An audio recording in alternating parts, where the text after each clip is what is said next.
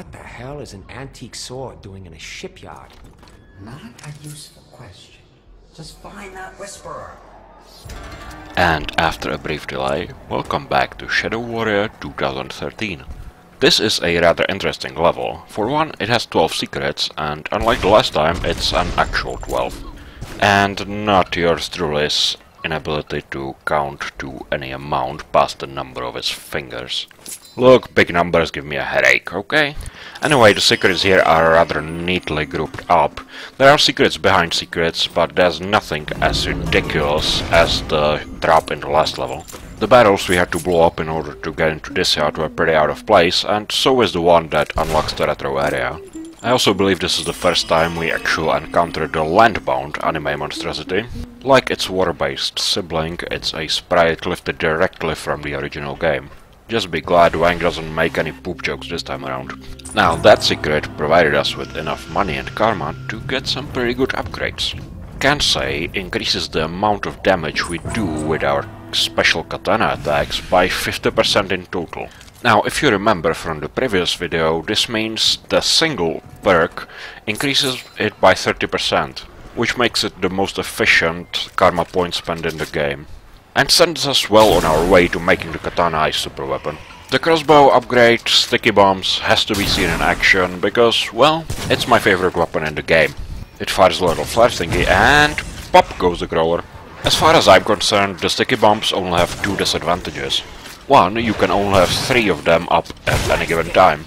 2, you can't use them to make traps, because they do a tiny bit of damage when they impact the target, which means the barrels, cars, tanks, and whatever else is explosive in Japan will explode on its own without waiting for your command. It's a tiny price to pay for the amount of fun this provides. And despite looking rather gimmicky, the Sticky Bombs are really useful for crowd control and dealing with large monsters. The only thing to keep in mind while using them is that you want to switch from them as soon as the enemies get into a certain range from you, since the explosion hits you too, and Sticky Bombs reload even slower than normal crossbow bolts. That being said, the circumstances under which you want to use the crossbow secondary fire are similar enough to the ones where you need the primary one, so it's not like you need to relearn the crossbow from scratch. This is another thing this game is really good at. The secondary fires you unlock expand the weapons' roles, but don't really switch them around. The weapons still stay their own distinctive guns with their distinctive uses. Well, with one exception, but we'll have plenty to say on that in the next video. As we continue rampaging down the dockside train yard, I'd like to draw our attention to the environment. Similarly to Act 1, there is definite progression through the locations Wang visits in this one. For now, we have a very vague goal: we want to reach the shipyards. And in order to do that, we pass through a warehouse, the last level, and we're going through a train yard in this one. This actually mirrors the progression from the original game rather closely. In the original Shadow Warrior, the first Shadow episode, i.e. what everyone played, took place in traditional Japanese locations. You had the Tokyo subway, you had sushi restaurants, you had temples, you had bamboo woods, basically what we've seen in Act 1. By the way, it was called Enter the Wang. Now the second episode, what you got when you actually bought the game, called Code of Honor, moved towards more industrial locations. I think I can move these trains around so that we can pass through. Behold the perfect FPS puzzle. Okay, so I'm playing a shooter, so I don't really want to have my brain challenged in any difficult way, but I like the feeling of being smarter. Well, at least smarter than the game designers. That comes with solving a puzzle. Someone at Flying Wild Hog realized this and came up with the idea of a fake puzzle. This one. There are 3 levers, each of them moves one of the trains. And it essentially solves itself. A first-time player will press each of the levers in order to see what it does. And that aligns the trains into a position that makes it painfully obvious that all you need to do is pull the middle one again. Bam! Puzzle for idiots. It's great, especially considering the source material. Shadow Warrior wasn't that bad at it, but it's based on Duke Nukem, and that really loved its switch combinations puzzles.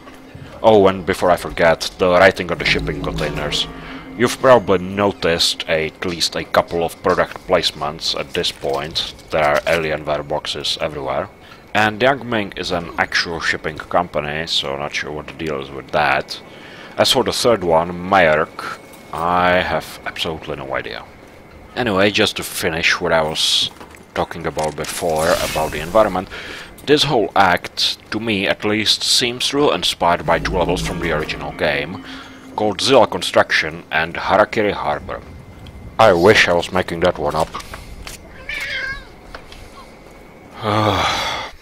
Go LP cats? Troublesome wildlife aside, the fight we're heading into is one of the harder ones. Hey, you want to skip this noise and get a beer? No? Okay, I guess I should go back to killing you. It starts as a standard Warlord-Troll combination, but the moment we kill the Warlord, two more pop up. So ideally you want to kill the Warlord at more or less the same time as some of the Trolls. To this we'll utilize the weapon we collected the last level, the Demon Head. The name's actually a bit of a lie, it's a Warlord head. Always better than one, especially when it comes to weight. It would definitely be cool if different types of large demon slain would provide different heads with different effects, but hey, let's not look a gift head in the mouth. Besides, as the classics say, a death ray is a death ray. Especially when it pierces shields, and runs on an ecologic replaceable source. As long as you don't have a head, the next Warlord you kill will always drop it. If you have one, they won't. It comes with a supply of 100 ammo and it can't recharge, so you pretty much want to empty it when you whip it out. Oh, I hope you don't mind a little "oh no, I got caught again" camera shake when I, well, get caught again. It seemed like a funny idea at the time, and I'm most definitely not going to keep using it. On a more serious note, on higher difficulties, this fight can take a while. Warlords and another enemy that we'll see later are the ones most affected by the increased health. Don't worry, next time you'll do better. Oh wait, you won't. So in Insane and Heroic, this fight consists of dealing with the shield jerks as fast as you can, then spending 5 minutes playing Ring Around the Rosie around the central colon looking for openings in which you can put a bolt in a Warlord safely.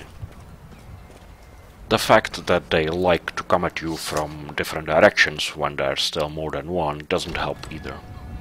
And it's definitely one of the hardest fights so far. Now, I had a bit of a misunderstanding back there where the Warlord had. It turns out it's a bit of a Highlander. There can be only one dropped at any given time, no matter how you slice and dice and chop. Speaking of slicing, here's a new enemy. I'd love it if someone in the thread who has the art book told me what their actual name is. I usually go with Harridans. What? Did she just disappear?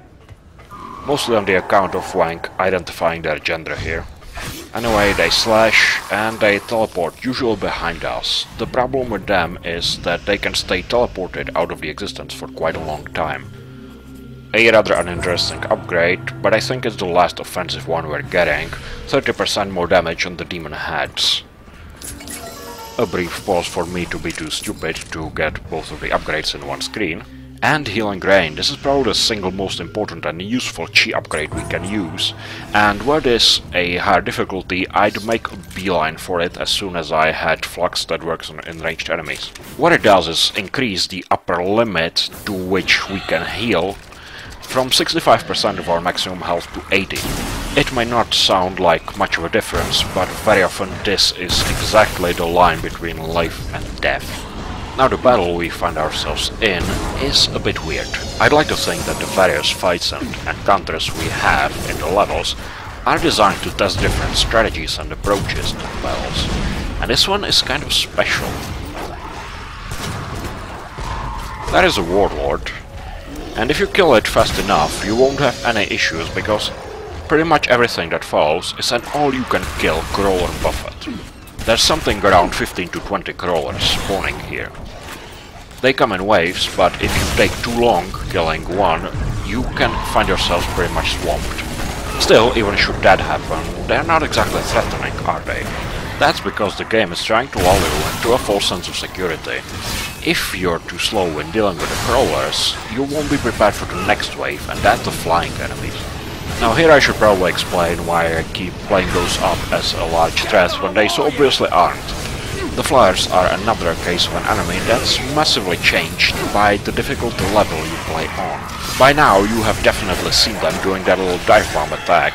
When they're hurt and enraged, they'll just spiral downwards and try to hit you and blow up on you. On normal, they does something like 20 damage if we have no armor, which is, to be fair, laughable.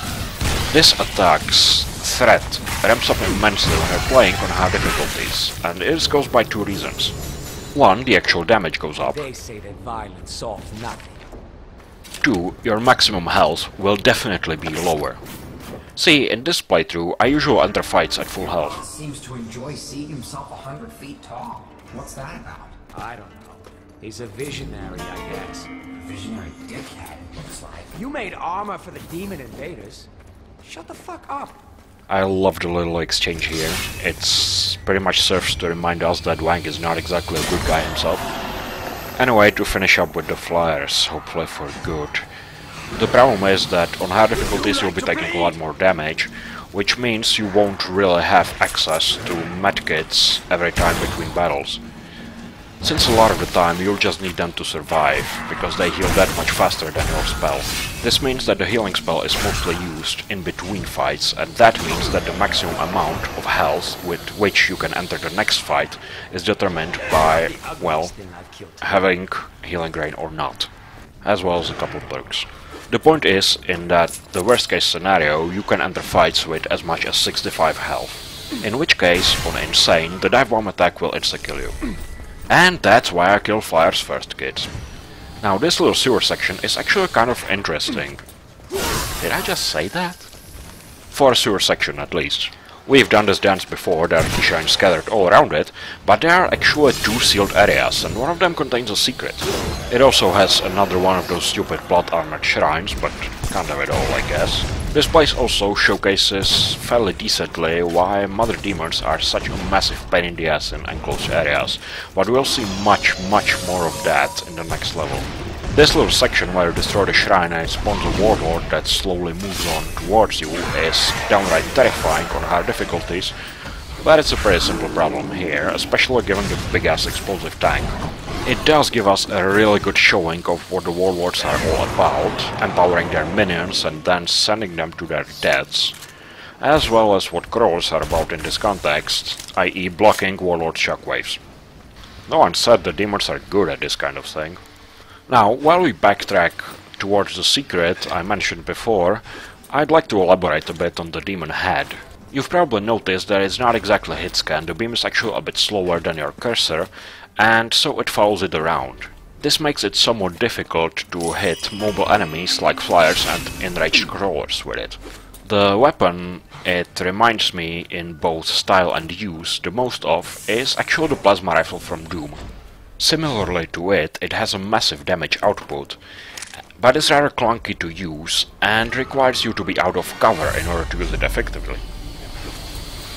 Who does your nails? I need his number. Right, back to the slaughter. This fight is where we get to encounter Haridans proper, with support and in numbers. They are actually very easy to kill if you manage to get them before they get enraged. As long as the Haridan is still its natural color, one fully charged crossbow bolt will send it to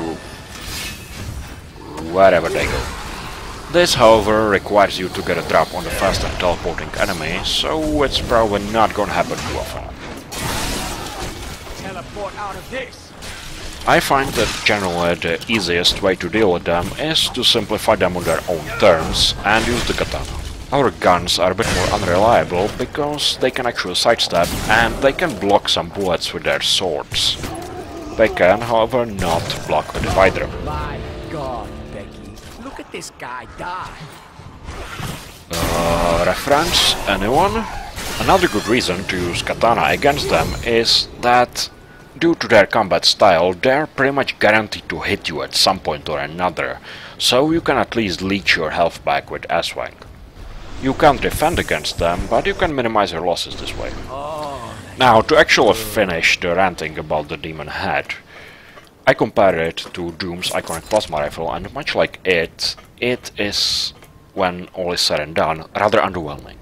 The damage is great, sure, but the aiming mechanic doesn't mesh too well with Wang's dash and dodge playstyle. Shit! I thought I had it that time. I told you, darling, it's no use with these fiends around.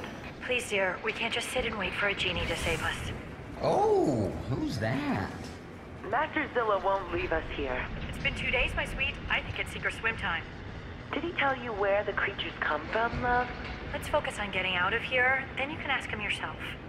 That's Kyokugami, twin assassins. Zilla's favorite. I thought you were his favorite. I'm supposed to compete with that? Hello, ladies? Hello? Who's there? That's the Wang. Wang? Not quite a genie, but I'd rub his lamp. What's going on? We're very happy to see you. It's not just a wrench in our pocket. Can you come? Get us out of here? Where? The docks. Underneath the docks, actually. You need to get over here fast. They've got to be here for the Nobitsura Kage. But I was almost positive they were here for cupcakes and tea. Why do they keep interrupting me with cutscenes? Now, as I was saying... So what's the story between you and Kyokugami? Story? I never met them before. They have a rep, I have a rep. So you never... you know... I prefer my body parts actually attached to my body, thanks very much. The demon head is actually based on a weapon in the original Shadow Warrior. There it could shoot fireballs in 3 different patterns, which made it a lot more complicated to use, although about as useful as it is here. There! Now, we just met 2 new characters, and I will be talking more about them in the next video, because we haven't really seen that much.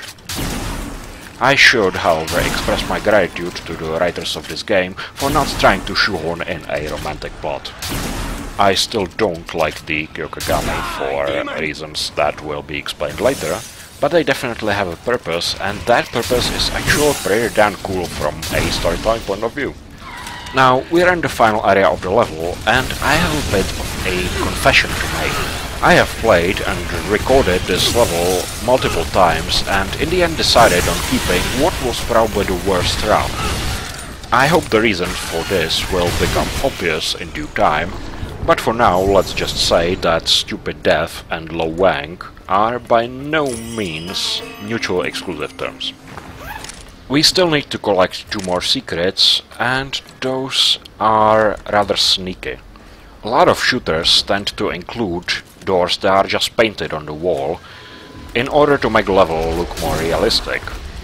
Shadow Warrior is no exception, and when it decides to actually make one of those doors work as an actual door, I can't help but think it's playing a bit unfair. Especially when it's a totally random door with no real indication of it actually working. On the other hand, this is a proper old school secret with an area, 2 rewards and a fight. Doom did this, Painkiller did this, Shadow Warrior does this, and I wish more shooters did this. Sometimes a well executed hidden fight, i.e. more gameplay, is its own reward. And this particular area in which you're fighting a pair of warlords in darkness against the backdrop of a stormy sky is real pretty. Not to mention you get to blow up trucks. As Confucius says, a good explosion is its own reward. Okay, so it might have been me. And now for the final part of the level, which I dub the Death Boat. Some people in the thread complain that this game has wonky platforming. And while I originally didn't agree with this, the Death Boat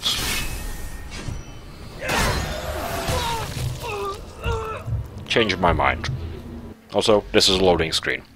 Anyway, in the platforming sections we had up till now, for example the water parts in Wang's secret hideout, there was usually a trick to solving them easily, such as not jumping. That does not work here. Normally you'd expect the pipes and the gaps and whatnot to be just for show, but here they are actually modeled very precisely, as it turns out. Don't worry, I can salvage this. Jump, Wang! Jump! Shit.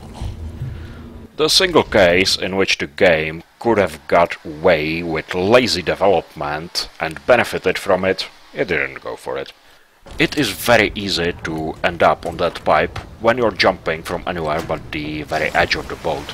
And the pipe is placed in such a height that you can't reach either the platform or the death bolt from it. It probably wasn't intended this way, but this particular section kills off experienced players. You'd expect to be able to reach the key shrine from the platform without even having to set foot on the boat at all, which is what I tried the first time, and I killed myself simply by the momentum from the divider.